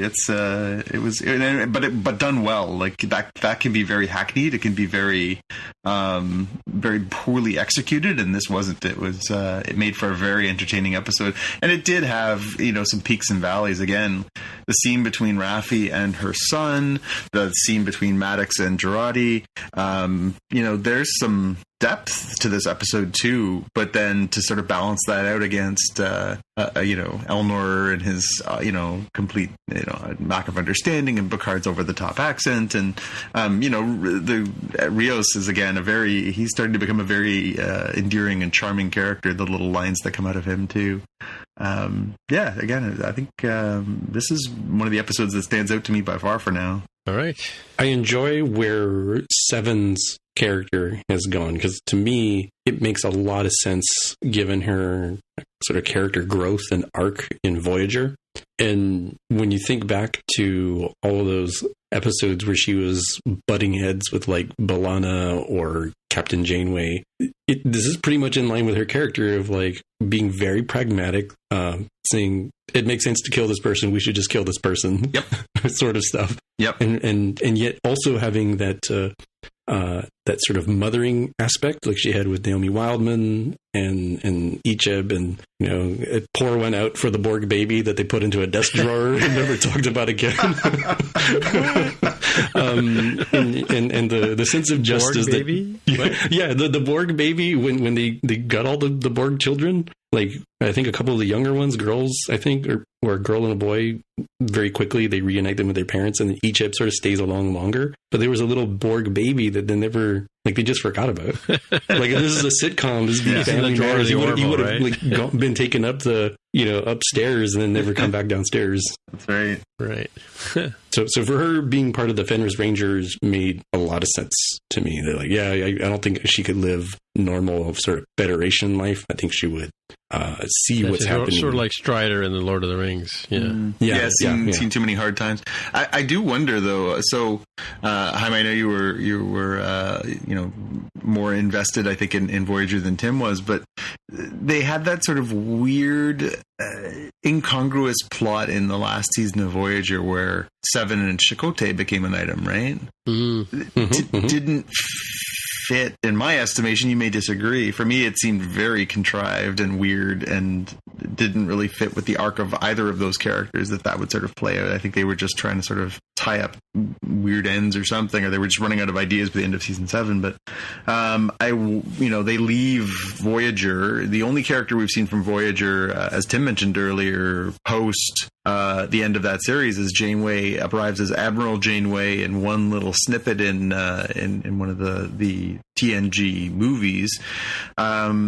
I wonder where Chakotay is and what happened with their relationship. Was he a Ranger? Like, what happened there? To me, the Rangers also speak to the Maquis, right? Which was where Chakotay came from, right? Yeah, for sure. Mm-hmm. There is one more thing I forgot in my explanation of the show, and that was just before Seven leaves, and she's about to go grab the disruptor, she says to Picard over her shoulder, when you got away from the Borg, were you able to regain your humanity? And he said, yes. And she says, all of it? And he says, no. And he whispers it to her, too. She says very quietly, no. Again, a beautiful scene between the two of them. Mm-hmm. Mm-hmm. Yeah, so that's an interesting, because I mean, again, like until Rios mentioned that Picard used to be Borg, that's something that I forget, right? Mm-hmm. So, because did that ever manifest itself in? I know it manifested itself in the First Contact, or not First Contact. It's First Contact is where it really comes to a head. Chasing the Borg. Yeah, chasing the Borg. Yeah. Oh, because it starts with him and as Locutus. Yeah, they did. One of the episodes, and again, it was sort of a weird one because it was very obviously non-sci-fi episode, but the episode that follows after the two-part Locutus of Borg, big monster two-parter season finale / season opener, is the one where he's dealing with that and he's back home at Chateau Picard, his brother, and he is really wrestling with who am I, and do I want to be the person I was before, and can I get back in the uniform and go out in space and stuff like that, and they don't dwell on it a lot after that. Certainly it does come up during Borg related episodes going forward, but yeah, that episode I thought was particularly good. It almost felt a little too soon, like in a way, like they sort of went from like big crossover to like that, and then it's just like back to the adventure of the week. It felt like it'd been nice to have him sort of have a breakdown or something at some point, or something that would have fed that. Well, I mean, they do have the episode with the Borg Queen coming back, and it's not Alice Craig, right? So because there was that whole interesting plot scenario with Data and Picard, right? Yeah, good show. Yeah, it's picking up steam. I like it. So I have a question. So again, I can't remember if I missed Doctor Who this week or I saw it and it just didn't mean that much to me. I have also not watched Doctor Who this week because I was obviously I was away for work, but I know I saw a lot of spoilers online for what happened. So I think I watched it. I can't remember. Like, it was so uneventful. Mind you, my PVR has been messed up and it's been missing Doctor Who and stuff like that. Anyway, I think we're down to 2 more episodes, right? Yeah. I think they're getting into what we had teased previously. Oh, this is the one with the cyber guy. The robot man, the Cyberman, right? Cyber guy, the lone Cyberman that what's his name warned him of. Yeah. Okay. I remember now. Captain Jack. Yeah. Did you watch Doctor Who at all, Jaime? No, I'm a few episodes behind. I was looking to see. So I got about halfway through episode 6, which is Praxeus. I've not seen 7, which is Can You Hear Me? And I definitely have not seen 8, which is The Haunting of Villa Diodati. Oh, yes. They go back to Mary Shelley, Frankenstein. Yeah, that's the one I remember now. Yeah, I haven't had a chance to watch that one yet. Typical dumb Doctor Who episode. Well, apparently till the end, because apparently the end ties into this sort of finale 2-parter thing that they're going to do, right? Yeah. Alrighty, let's move on to the watch list. What you got? I think mine is rather well timed. It is a YouTube video by Steve Shives called Why 7 of 9 is Actually More Than Just Eye Candy. And he covers her character's role in about 30 minutes in Voyager. And if you weren't around to see Voyager or don't remember what happened there, Voyager was in the context of sort of the waning of Trek interest from the general mainstream public, certainly from the highs of TNG. Even DS9 has quite a significant drop down in terms of mainstream acceptance at the time that it aired. And Voyager sort of continued that, and Voyager had the extra sort of pressure that it was launching the UPN television network on the airwaves. So there's a lot of investment in the idea of, this thing needs to sizzle, this thing needs to put butts in seats watching and seeing commercials and stuff like that. So in the 4th season, well, I guess technically in the end of the 3rd, the 7 and 9 character is introduced, and they chose Jerry Ryan sort of very cynically as like, this is the pair of boobs that will make people interested in watching this show. Well, right? They wrote out the less statuesque actor who was playing Cass to do that, right? Yeah, the very lithe elf woman they got rid of to get the much more sort of traditionally sexy actress on there. And it's to the discredit of the producers for doing this, and it's enormous credit to the writers for writing a good character despite what they were shoved down their throats, and enormous credit to Jerry Ryan for doing a very good job of portraying this complicated character with a lot of subtlety, given that she's largely supposed to be unemotional and robotic, having been a former Borg, and seeing her sort of blossom out of that and then projecting out to her character that we just saw in this episode is amazing. And I think if you're not familiar with that backstory or have kind of forgotten, I think watching this video during lunchtime or something, and Steve Shives does a pretty good job of covering that. Cool. Nice. Cool. I did think the one line that we didn't talk about is when they were doing that little bit of data download between Rios and Raffi, when Raffi keeps adding to the tally of, that she was, 7 of 9 from the Delta Quadrant, and he just keeps adding it on, and he keeps saying it over again. It's just like repetitious study homework, right? For the people who are like, oh, that's right, she's from the Delta Quadrant, she's a 7 of 9, she's a Borg, she was attacked as a child and put into the collective. It was really funny the way he kept delivering those lines, where he's just like committing it to his memory, he's saying the lines over again and committing it to his memory. Again, funny performance. Yeah. I found it a little bit funny. It's sort of meta here that on the interwebs, some folks were like, "Hey, wouldn't the crew of Voyager be like this, celebrity case and everything?" And I'm sure they would be, but that was like 20 years ago. And look at Rios's age. Go find a random 10-year-old like right now. Just search the streets of your neighborhood and find one and tell them, hey, you know who Farrah Fawcett is, right? Like everybody had her poster. People on Gilligan's Island, yeah. Exactly. Yeah, this kid's will be like, who the hell is that? I mean, I can Google who she is, but I don't know who she is. And then they're like, oh, yeah, I think I've seen that image somewhere, right? Like it'll trigger the memory. So they have that public consciousness, but certainly not like, how could, people not know who she is sort of thing. It'll depend. Yeah. Where it's funny because everybody says the famous Captain Picard, right? Like, or Admiral Picard, everyone knows who he is because he was a massive public figure. Right. Yeah. All right. I got a couple of things on the watch list this week. The first one is an easy one. So by the time you'll be hearing this, Star Wars Clone Wars will have returned on Disney Plus. It is arriving on Friday, the 21st of February, for its now final season, which we those of us who are fans of the show, it was, kind of disappointing the way they ended it. It came around the merger or acquisition by Disney of the Lucasfilm properties, and they decided that they wanted to go a different direction. They canceled the show, and it really never did get the proper send-off it deserved. Now, under the guidance of Dave Filoni, who, of course, is one of the master creators of Mandalorian and Clone Wars and Rebels, and really one of the architects of the modern Star Wars universe, has gone back and is going to tell us, bring us right to the end of the Clone Wars. He's going to tell us, what happens with all these characters that we've come to care about that especially were created for this show, like Ahsoka and Captain Rex. And we did see later on how some of those characters sort of lived their lives further in Rebels. But again, it would be really nice to get a little bit of closure on some of those characters and stories that we left behind. So very excited about that.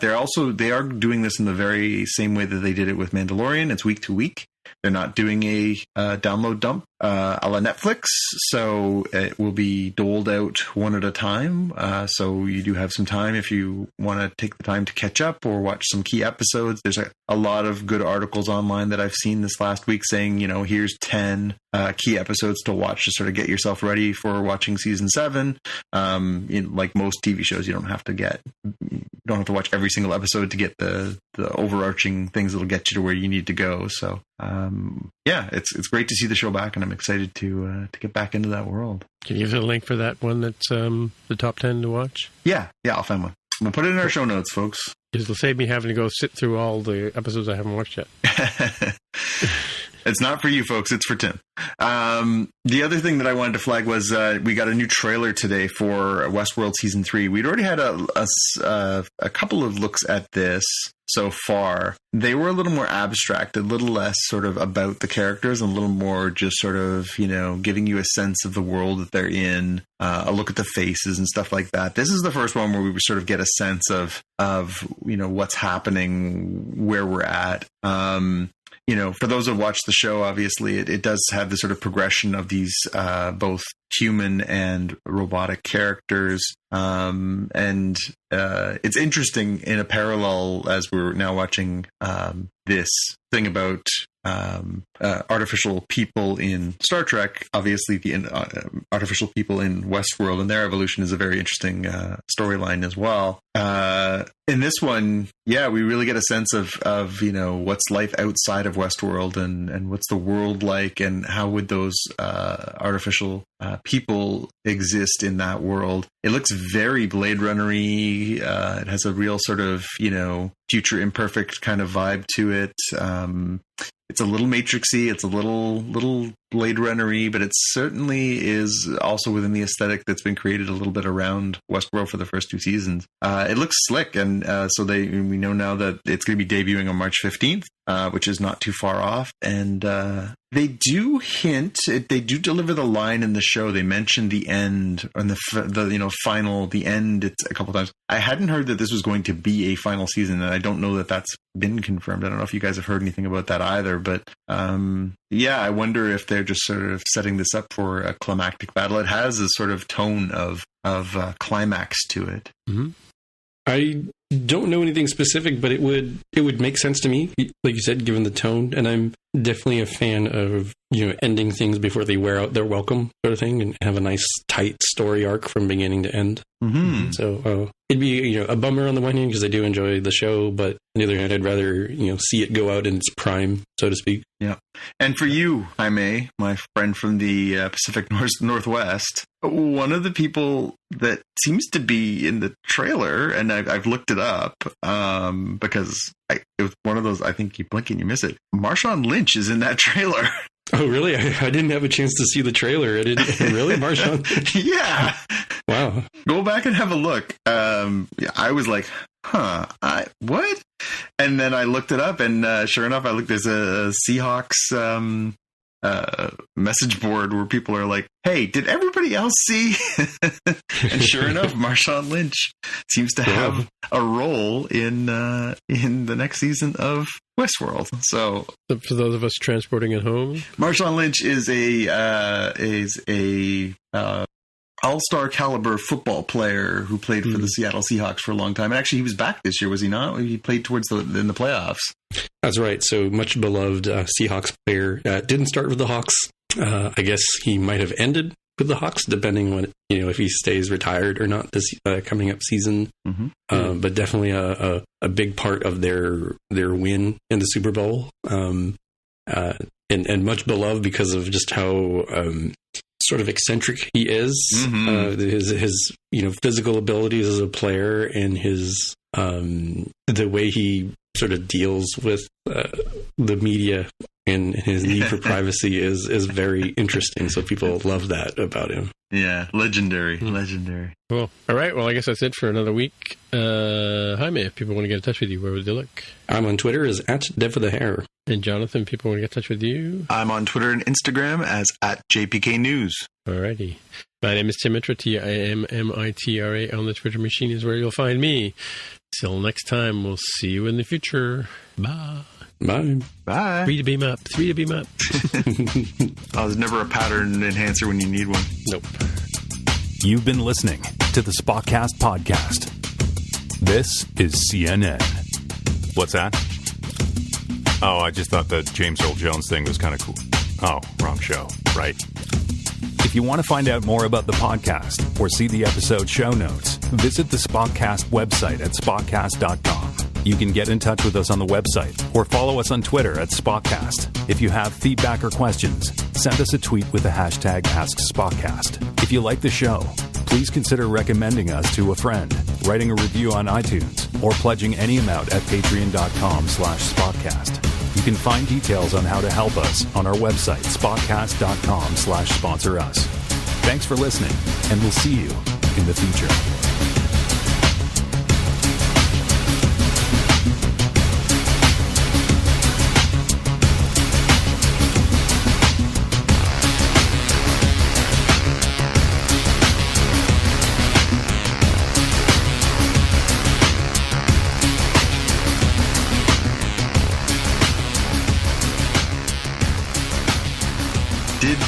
I wanted to ask you guys, did you guys watch Good Place, the finale of The Good Place? Are you guys caught up on that? The finale of The Good Place. I believe I did. 2 weeks ago was the yes, final I did. episode. That was the one where Chidi and her are looking at the beach and whatever. Yeah, they basically have the option of going and becoming one with the universe as opposed to staying in the real, true good place. Right.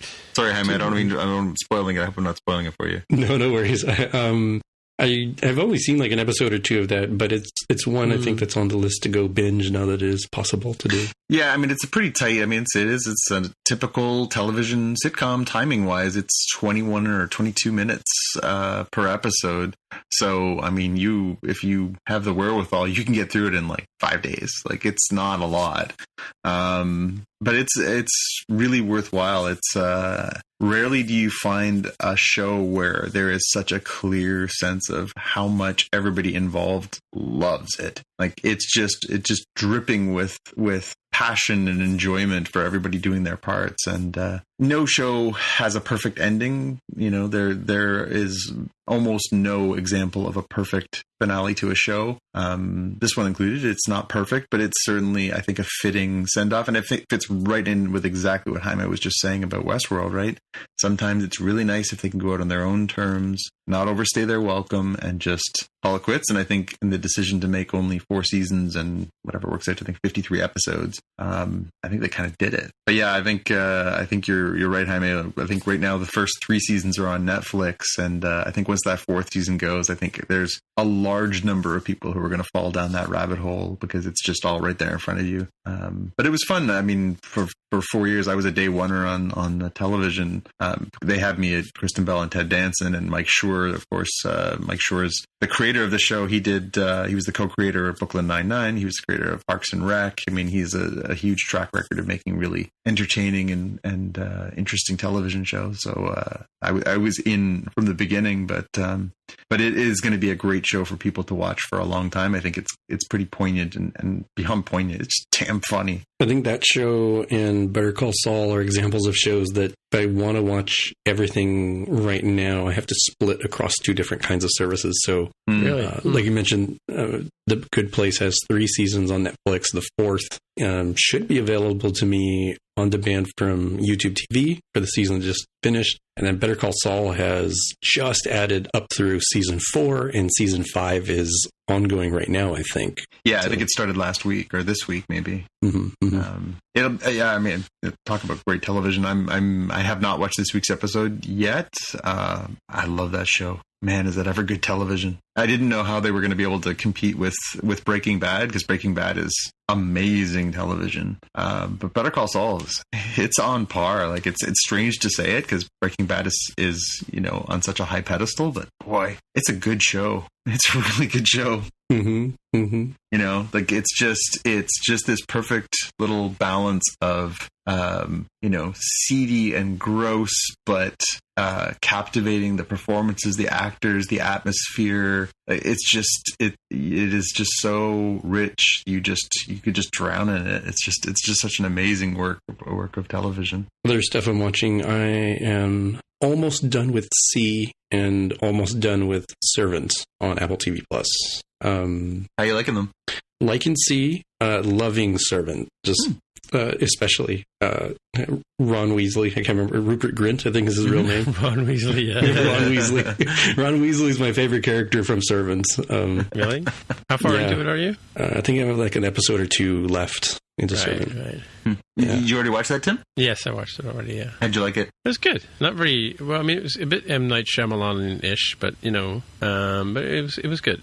I just, in the spirit of having now had Arrow end in the DC CW shows, I spent the last few weeks powering through and catching up on all the episodes of DC's Legends of Tomorrow, which I really did enjoy. But last season, I had too many different things on the go, and I just sort of let it fall by the wayside. So I caught up on about 10 episodes in a row, and it is again, it's ridiculous. It's such a stupid show, but it's so much fun.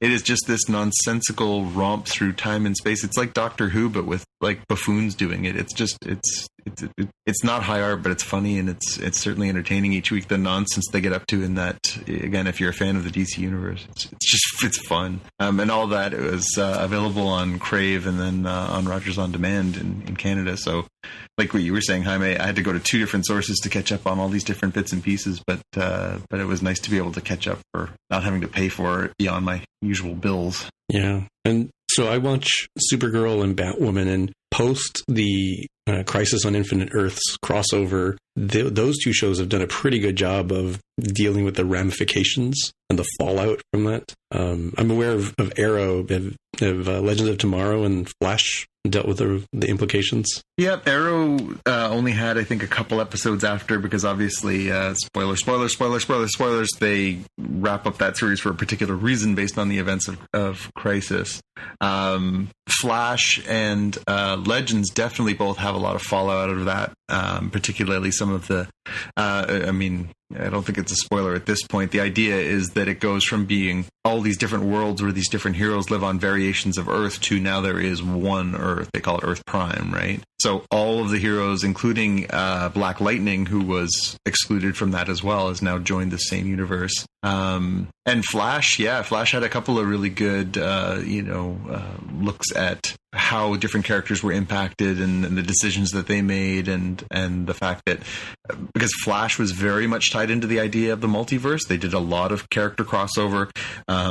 The Harrison Wells character that they had was the actor changes characters pretty much every season to be a different version of this character from the different universes. So the idea is that like all of those versions of that character are now dead, and the last one that's alive is actually partially responsible for what happened. And so there's all kinds of really good storylines to go down. And Supergirl, I think, is the one that I thought was really well done. How many? You said you watched that as well. I thought that they put some neat twists on the status quo in that one too, because Lex Luthor, who was a real key player in that Crisis story, took the time to rewrite a little bit of history as the world was coming together too. So interesting ramifications in that world too. I'm enjoying all of those series right now.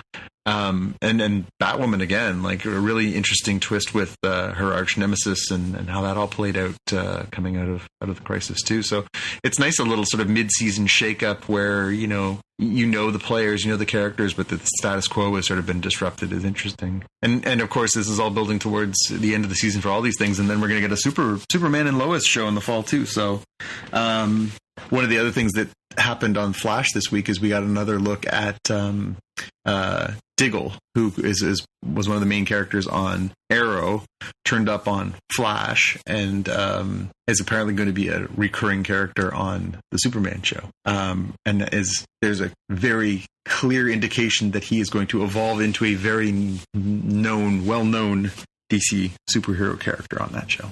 Oh, okay. I think I know who you're talking about now. So he's going to be on that show? He's not going to get his own show for that character? No, I think he's going to be a supporting character on because he showed up on Flash last week, and he said in the wake of what happened in Crisis, he and his family are moving to Metropolis. Mm-hmm. Okay. And you watch the Crisis. Obviously, the Crisis crossover. There's a very strong hint that he is going to pick up the mantle of a very famous, well-known superhero from the DC universe. So, spoilers. It's Green Lantern. It'll take a lot of willpower to not spoil this one. I was going to say, you and I could dance around it all night. It'd be a lot of fun. Yeah.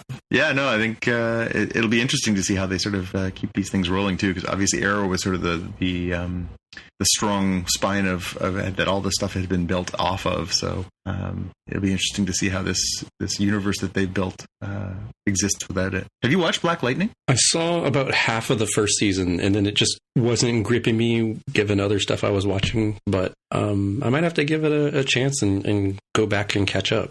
Yeah, I was the same way, and I like the character. I certainly read a bunch of those books over the years. I watched this exact same way. I watched about 5 episodes, maybe 6 episodes of the first season, and was like, I'm going to come back to this. Like, I don't have enough time now, but I'll come back. And now they're into season 3, and I'm like, damn, I have to catch up on that show. But I did like the lead actor and even some of the supporting characters. I thought were pretty strong. Even just that little snippet I had, I think it's probably one worth going back to at some point. Especially now, when they do another crossover, it sounds like he's going to be part of the Super Friends. So it'll be good to catch up a little bit. Him go for a nap? No, I'm still here. Oh, there you are. Never a good sign. What's going on, Tim? No, I'm just trying to deal with this Ticketmaster nonsense. Rage Against the Machine and their ridiculous prices for their new tour. That bothered me. What do you mean? They put their tickets on sale for the new, they're reunited and they're going out on tour. Yeah. So here in the GTA, they're playing Hamilton and they're playing 2 shows in Toronto. But whether you're on the floors or you're in the last row of the upper deck, the cost is the same. There's no variation on ticket cost. So tickets to be down on the floors, which is all wide open at Scotiabank Arena in Toronto, where the Raptors and the Leafs play, is $190 Canadian plus whatever. If you want to sit anywhere on the lower bowl, it's $190 a ticket. If you want to sit off angle, it's $190 a ticket. If you want to sit in the upper deck, $190 a ticket. So people were complaining there's no graduated system. It's not like there's like lower price points if you are a big fan, but you can't necessarily afford premium ticket prices. There's no other entry point. So either you pay what it costs and you go, but then you know that if you're in the upper deck, you're paying the same amount as the people who are down the floors. So then it builds a lot of frustration that, you're sitting in a less advantageous spot, even though you paid the same amount. So, and as my understanding, they did that across the board. Jaime, I think that's the case across the board. Yeah. I wasn't interested enough to go, but I did hear people talking about the prices, and I just knew the prices were really high. I didn't realize the nuance of how they were high. Yeah, they did have special spots that were sort of set aside and reserved. I believe they're related to a charity. So they are selling sort of prime spots throughout different venues, and you can pay, I think it's something very expensive, $500 or something, and get, better spots with the remainder of the cost of that ticket going to a charity cause, which is, again, it's noble in its way, but I don't think that really helps for people who, I think one of the appeals of going to a show is, if you are a large fan of something and you want to, pay the premium, you can obviously get closer to the stage and have a different experience. But if you are a casual fan, you might want to sit in the upper deck just to be there to enjoy a night of music. Or, you may not have the means, but you're a big fan. You may be able to afford, a lower cost ticket if you aren't necessarily down front. So it's a strange pricing policy from a socialist collective to do that. I think if you're going to make one price, shouldn't that price be low? Yeah, that would certainly be an easier sell. It'd be like, man, the dude who's up front on the first row is paying $20. Yeah, but your ticket's also $20, You got in there a little earlier, it worked, but instead just accept the fact that it's cheap. Yeah, and I don't know how it worked in every other market. I did look at tickets in a couple of the different areas around here, and there was no pre-sales. There was no, you have a special credit card so you can get in sooner. There was no, you're a member of the fan club, or all of it just seemed to drop like whole cloth in one fell swoop. That's for Rage? Yeah. Yeah, it was basically like this time, this day, anyone who wants to go, these are the venues, these are the prices, go. Which is a bit of a strange method of, again, it seems a little unusual. You guys ever watch Fringe? Yeah, long time ago. Did you enjoy Fringe? I did until like the third season or whatever, the final season. Oh, it went 5 seasons. 5 seasons, dude. Well, yeah, okay, 5 seasons, and it was interesting. The first like 2-3 seasons was really good, and then when they tried to sew up the to give it some when it had mystery to it, it was really cool. But as they started to sort of get closer to the end, and they had to sort of make it make sense, it kind of got weird. Yeah. That's one of those ones I see it pop up on my you might like list all the time, and I think I don't know if I would I? I'm going to sell my ticket to the beaches on Sunday. Yeah, you're not going to go? Sorry? You said you... Yeah, I don't want to go. You don't want to go? Well, I mean, you guys are going on Saturday, right? We are going on Saturday, yeah. Yeah, I got a Sunday ticket, so... I was in Ottawa the last few days, and actually last night I was downtown, and I realized they were playing downtown last night. I was thinking, well, maybe I could see them twice in a week, and I thought... Did you go? No, I didn't. In the end, I was like, you know what, that's probably not a wise investment of money. I should probably just be happy with the tickets I got to go see them in Toronto next week. I'm just trying to log into these different sites to try and sell them, and I'm just back. I've gone back to Ticketmaster. I've given up. I'm just going to sell it through Ticketmaster. But it's sold out, right? So I'm sure it'll sell, right? Yeah. I mean, they're popular, especially his hometown, right? So. Yeah. The question is, how much do I want to sell it for? I don't know. They were sold out from what I saw in Ottawa, I looked at one point to see. I was like, I wonder if there's any tickets. And there was like tickets that were like $40. I was like, oh, maybe. And then I looked back later in the night, and there was one ticket left, and it was $160. I was like, well, for what? For the beaches in Ottawa. Oh yeah. I was like, no. So if I paid $42, if I sell it for $59, I get $50 back. Seems fair. Mm-hmm. Yeah, but then if I want to buy a ticket for Saturday night, I'm going to pay more, right? That's true. Yeah. Again, you can always put it up on the board. You can't sell tickets online, but you can put them up on like Facebook Marketplace and stuff too. That doesn't have rules. Kijiji has rules against tickets now, but Facebook Marketplace doesn't seem to. You can put it up on Marketplace and say willing to trade for nights, because there's always people who have things come up and really? Stuff too. Yep. Did I tell you I got a ticket for Roger Waters? Oh, did you? I did. And then there's another band called Brit Floyd. No, the Australian Pink Floyd band. Oh, okay. I've seen Brit Floyd before, but the Australian one's supposed to be really good. I got tickets for them too. They're playing at Danforth. Oh yeah. Yeah.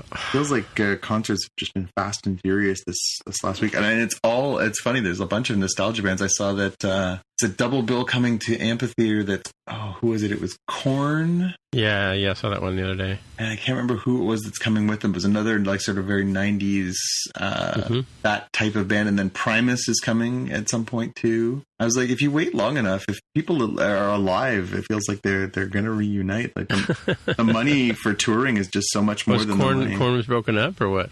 I don't think they were like, I hate you broken up. I think they were just like... Don't you hate this, Jaime? Every show you're on, they end up talking about music. No, it's fine. See, these are not ones I'm like, well, let me think, who is this particular band? I was like, dude, Mark I know and I talk about Korn. 60s and 70s bands right now. Yeah. Like, what? Pulling up these 90s bands, early 2000s, like that's and, back to 80s, that's my jam. Well, I think you and Jonathan are closer to age than you and Mark, right? So Right. Yeah. Yeah, again, I think you it's Korn and Faith No More. That's No More. I was going to say Faith No More, but yeah, Korn and Faith No More. Yeah, it's and I've heard this on a number of different pods and stuff that I listen to, but the money from streaming and the money from obviously radio play and from album sales has just gone so far precipitously downward that for a lot of these artists who were used to getting checks in the mail, touring is where they make. I think this is the figure that I heard last was 80%, right? You make 80% of the money you're ever going to make by hitting the road. You sell T-shirts, you sell albums on the road, you sell tickets and premium experiences where you get to meet and greet and all that kind of stuff. That if you want to meet the guys from Korn, I'm sure they'll happily shake your hand for an extra few $100. All right, we're going to call it a night, guys. Yeah. Here. Talk to you later. We make a team effort on watching Dog.